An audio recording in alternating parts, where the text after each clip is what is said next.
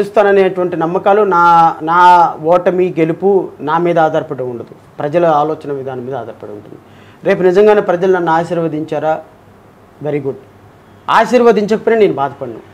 ఎందుకంటే నాకు ఇంకో 5 సంవత్సరాలు వాళ్ళకి సర్వీస్ చేసే అవకాశం నాకు న్యాయవాదిగా దొరుకుతుంది. నేను 2024లో నాకు మంగళగిరిలో ఓడిపోయినా నేను 2029 వరకు నేను అక్కడే ఉంటా, పనిచేస్తా, ప్రతి సమస్యని స్పృశిస్తా, ప్రతి ఇంటికి వెళ్తా, ప్రతి కష్టంలో వాళ్ళకి న్యాయ సహకారమో ఇంకో సహకారం అందించడానికి ప్రయత్నం చేస్తాను. నాకు తెలిసి ఎన్డీఏ గెలిచే అవకాశాలు చాలా తక్కువ. 2024లో మళ్ళా జగన్మోహన్ రెడ్డి ముఖ్యమంత్రిగా ప్రమాణ స్వీకారం చేస్తాడేమో, చేసే అవకాశాలు మెండుగా కనపడుతుంది. మోరోవర్ చాలా ఇంపార్టెంట్ క్వశ్చన్ మిమ్మల్ని అడగడం మర్చిపోయాను. ఇంతకుముందు పవన్ కళ్యాణ్ గారి గురించి మాట్లాడినప్పుడు ఈ కూటమిని ఏర్పాటు చేసే క్రమంలో నేను చాలా నష్టపోయాను, దాని పెయిన్ నాకు తెలుస్తుంది అంటూనే నిన్నగాక మొన్న నా గెలుపు బాధ్యత వర్మ మీద పెట్టాను, వర్మ గారే నన్ను గెలిపించాలి, ఈ అవకాశం ఇవ్వండి అని ప్రసంగం. ఎలా చూడాలి ఈ 2 లైన్స్ని? అంటే పార్టీ పెట్టి సాధిస్తారు, ఏదో సీఎం అవుతారు రాష్ట్రానికన్నా అభిమానులకు, ఆయన నమ్ముకున్న నాయకులకు, అసలు ఒకవైపు పోతిన మహేష్ గారి నిర్వేదం చూస్తున్నాం, ఆయన ఎమోషనల్ వర్డ్స్ చూస్తూ ఉన్నాం కదా. ఒక పార్టీకి అధ్యక్షుడు కూడా పక్క వ్యక్తి పైన నా గెలుపు డిపెండ్ అయిపోయింది, ఆయన గెలిపించాలి అని చెప్పడం ఎలా అర్థం చేసుకో? శ్రవణి, పవన్ కళ్యాణ్ అనేటువంటి వ్యక్తి మాటలు వింటుంటే నాకు నవ్వాలో ఏడవాలో అర్థం కాదు.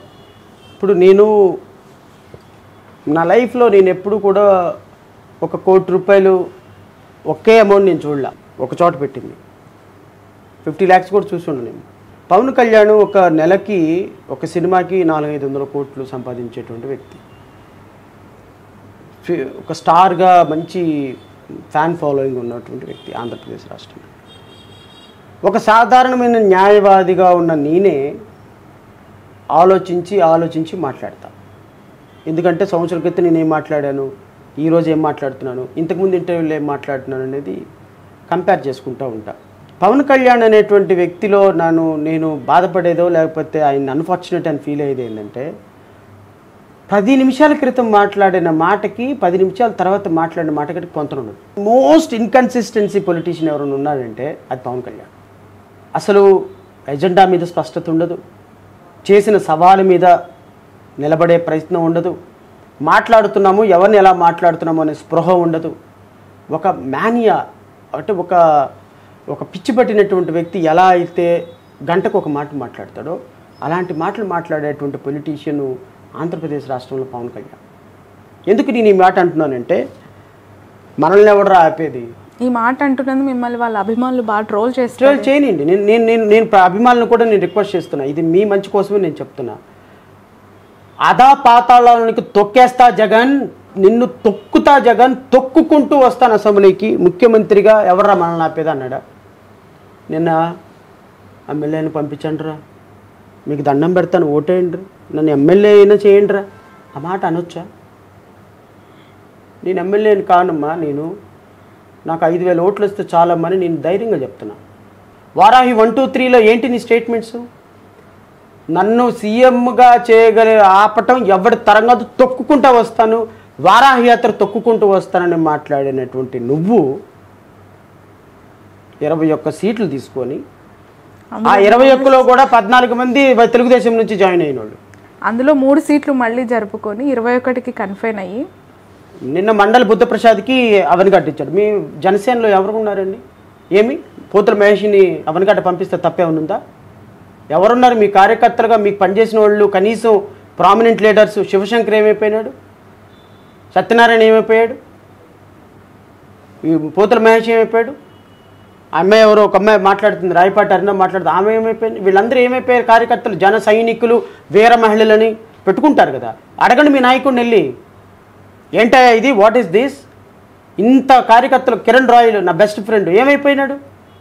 వీళ్ళందరూ నీకోసం నీ పార్టీ ఆఫీసుల దగ్గర పడిగాపులు కాల్సిన నీకు ఈరోజు సీట్లు లేక నువ్వేమో వాళ్ళకి అమ్ము తప్పుతుంటే, రేపొద్దు నువ్వు అసలు నాయకుడు ఏంటి? ఎమ్మెల్యేగా చేయండి అని దండం పెడుతున్నావు. నువ్వు సిగ్గుందా ఇంకా నీకేమన్నా?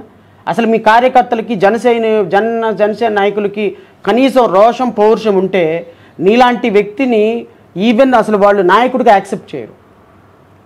పిఠాపురంలో పవన్ కళ్యాణ్ ఓడిపోతాడు. మీరు అంటున్నారు ఇప్పుడే వర్మ చేతుల్లో పెడుతున్నాడని. పవన్ కళ్యాణ్ ఓడించేదే వర్మ.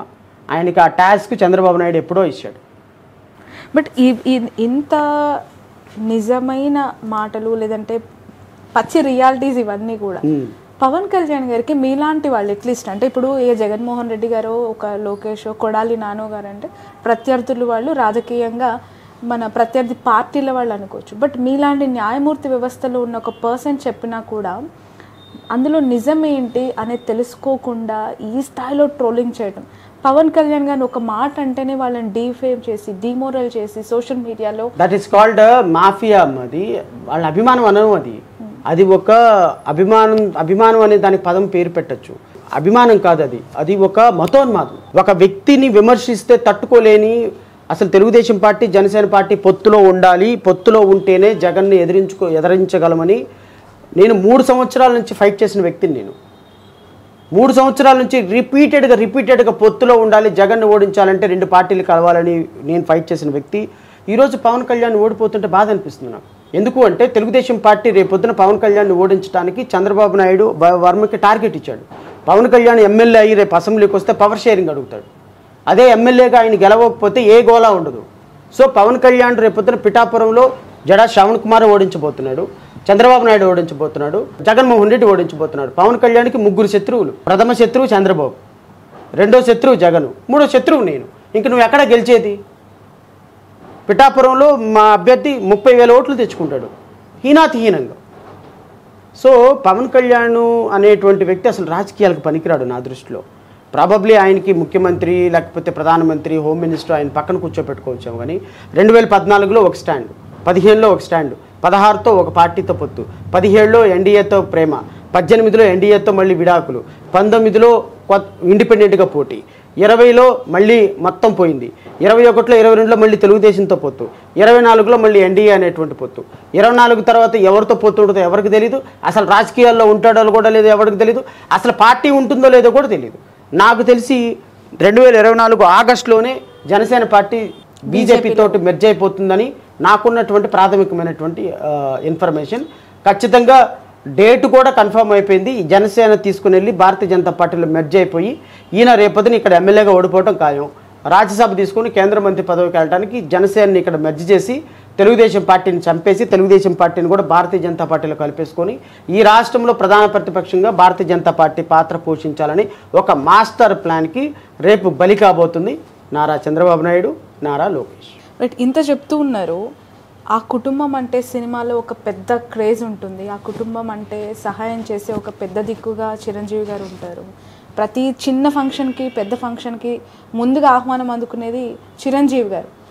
ఆయన వచ్చారు, పార్టీ అన్నారు, కాంగ్రెస్లో మధ్య అన్నారు. తమ్ముడు వచ్చారు, కాపులు అన్నారు, లీడర్ని అవుతానన్నారు, మిమ్మల్ని లీడర్స్ని చేస్తానన్నారు. తీసుకెళ్ళి ఇప్పుడు బీజేపీలో ఒకవేళ మీరు అన్నట్టు జరిగితే అసలు ఇంకా రాజకీయాల వాళ్ళు ఎలా చూస్తారండి? నేను అన్నట్టు జరిగితే పవన్ కళ్యాణే చెప్పాడు కదమ్మా. అఫ్ కోర్స్ అదే జరిగితే జరుగుతుంది, అదే జరుగుతుంది. ఆ కుటుంబాన్ని లేదంటే కాపుల్లో మాకంటూ ఒక నాయకుడు వచ్చాడు నమ్మే వాళ్ళకి 75 లక్షల మంది కాపు సోదరులమ్మ చిరంజీవికి ఓటేశారు. నాకు తెలిసిన ఒక 100 మంది నాయకులు కోట్ల రూపాయలు నష్టపోయారు, ఆస్తులు అమ్మేసుకున్నారు. షర్మిల ఎలా అయితే మోసం చేసిందో అంతకి 3 ఇంతలుగా చిరంజీవి పార్టీ మోసం చేసి, ప్రజారాజ్యం పార్టీని మోసం చేసి, కాపు కులాన్ని మోసం చేసి కాంగ్రెస్ పార్టీకి అమ్మేశారు. దేనికి అమ్మేశారు? ఒక కేంద్ర మంత్రి పదవి కోసం అమ్మేశారు. తర్వాత రాజకీయాల్లో ఉన్నాడా చిరంజీవి? ప్రత్యేక మన ఆంధ్రప్రదేశ్ రాష్ట్రం విడిపోవటానికే కారణం ఆ దుర్మార్గుడు చిరంజీవి. సోనియా గాంధీతో ఆ రోజు చెప్పకుండా తెలంగాణను విభజించాడు. సో చిరంజీవి చేసినటువంటి తప్పు మరలా రేపు పవన్ కళ్యాణ్ చేయబోతున్నాడు. పవన్ కళ్యాణ్ రేపొద్దున భారతీయ జనతా పార్టీతో మెర్జ్ చేయడానికి ఇక్కడున్న ఎస్సీలు, ఎస్టీలు, క్రిస్టియన్లు, ముస్లిం ఓట్లన్నీ తీసుకొని వెళ్ళి పవన్ కళ్యాణ్ భారతీయ జనతా పార్టీలోకి వేయించి భారతీయ జనతా పార్టీలు రేపొద్దున ఈ పార్టీని మెర్జ్ చేసి నాకేమీ సంబంధం లేదని చేతులు దుప్పేసుకుంటాడు. పవన్ కళ్యాణ్కి ఓటేసిన వాళ్ళ పరిస్థితి ఏంటి? పవన్ కళ్యాణ్కి ఓటు వేయమని చెప్పిన వాళ్ళ పరిస్థితి ఏంటి? ఈ మొహాన్ని చూసి నమ్మి ఓట్లేసిన వాళ్ళ పరిస్థితి ఏంటి? రేపొద్దున ఈ రాష్ట్రానికి ఏమీ చేయదమ్మా భారతీయ జనతా పార్టీ. భారతీయ జనతా పార్టీలో పవన్ కళ్యాణ్ తీసుకుని వెళ్ళి మెర్జ్ అయిపోతాడు. మెర్జ్ అయిపోయిన వెంటనే భారతీయ జనతా పార్టీ ఇక ఈ రాష్ట్రంలో రాజకీయాలు జగన్మోహన్ రెడ్డికి తాకట్టు పెట్టేసి వాళ్ళు వెళ్ళిపోతారు. సో ఈ రాష్ట్రంలో పవన్ కళ్యాణ్ అనేటువంటి వ్యక్తి రేపొద్దున పార్టీ మొత్తాన్ని అమ్మేసి మహేష్ పోతున్న మహేష్, కిరణ్ రాయ్ ఎంత కష్టపడ్డాడో తెలుసా. ఆఫ్ కోర్స్ మేము విజయవాడలో కొన్ని వందల ప్రోగ్రాంలో కలిసి పోరాటాలు చేసాం. జనసేనలో ఒక్క నాయకుడు వచ్చేవాడు కాదు, పోతుల మహేషే నిలబడేవాడు. కిరణ్ రాయ్, పోతుల మహేష్, తర్వాత డిబేట్లో మాట్లాడే శివశంకర్, వీళ్ళందరూ కూడా కోర్స్ వాళ్ళకి గ్రీవియన్స్ లేనప్పుడు నాకేంటి గ్రీవియన్స్, కానీ నేను ఒక పార్టీ గురించి మాట్లాడుతున్నా. ఒక పార్టీ ఎప్పుడూ కూడా పనిచేసే కార్యకర్తలను గుర్తించకపోతే, కోర్స్ సూర్యన్ చంద్ర జనసేన కోసం ఎన్ని రోజులు పోరాటం చేశాడో, మీకు జగ్గంపేట అనుకుంటా కాన్స్టిట్యున్సీ, సూర్యచంద్ర మీరు వినే ఉంటారు. 40 రోజులు నిరాహార దీక్ష చేశాడు పవన్ కళ్యాణ్ టికెట్ ఇవ్వలేదని. అతన్ని కూడా 10 కోట్లు అడిగితే ఎక్కడి నుంచి తెచ్చిస్తారు? డబ్బులు, టికెట్ల కోసం డబ్బులు, పనిచేసిన కార్యకర్తకి విలువ లేదు, ఎమ్మెల్యే టికెట్లు ఇవ్వలేదు. నువ్వే నాయకుడు, రేపొద్దున నువ్వు వెళ్ళిపోయి మోడీ కాళ్ళ మీద పడుతుంటివి. 0.5% ఓట్లు లేని భారతీయ జనతా పార్టీకి నాకు రోడ్డు మ్యాప్ ఇవ్వాలని అడుగుతుంటివి. ఆంధ్రప్రదేశ్ రాష్ట్ర ప్రజలను తీసుకుని వెళ్ళిపోయి మోడీ కాళ్ళ దగ్గర పెడుతుంటివి. ఆంధ్రుల ఆత్మగౌరవం తీసుకెళ్లి ఢిల్లీ పురవీధుల్లో తాకట్టు పెట్టేవాడు నువ్వు ఆత్మగౌరవం గురించి మాట్లాడతావేంటి? అసలు నీకు ఆత్మగౌరవమే లేదు. ఆత్మగౌరవం అనే పదాన్ని పలకటానికి అర్హత లేనటువంటి నీచ నికృష్ట పరమ చండాలుడు పవన్ కళ్యాణ్. మోడీని హిందీలో పచ్చి బూతులు తిట్టాడు.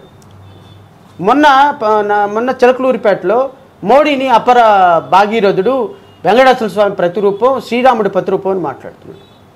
అంటే ఒక రాజకీయ నాయకుడికి స్పష్టత లేని రాజకీయాలు, అవగాహన లేని మాటలు, నిలకడ లేని, స్థిరత్వం లేని అడుగులు, ఇవన్నీ కూడా పవన్ కళ్యాణ్లో చాలా స్పష్టంగా కనిపిస్తాయి.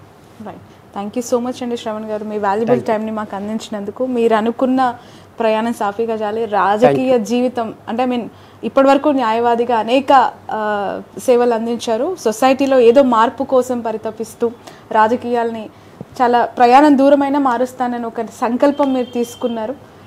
ఆ సంకల్పం నెరవేరాలి, మీరు అనుకున్న లక్ష్యాలు సాధించాలి. Wish you all success, wish you all the best. So ఇది జడా శ్రవణ్ గారితో స్పెషల్ ఇంటర్వ్యూ.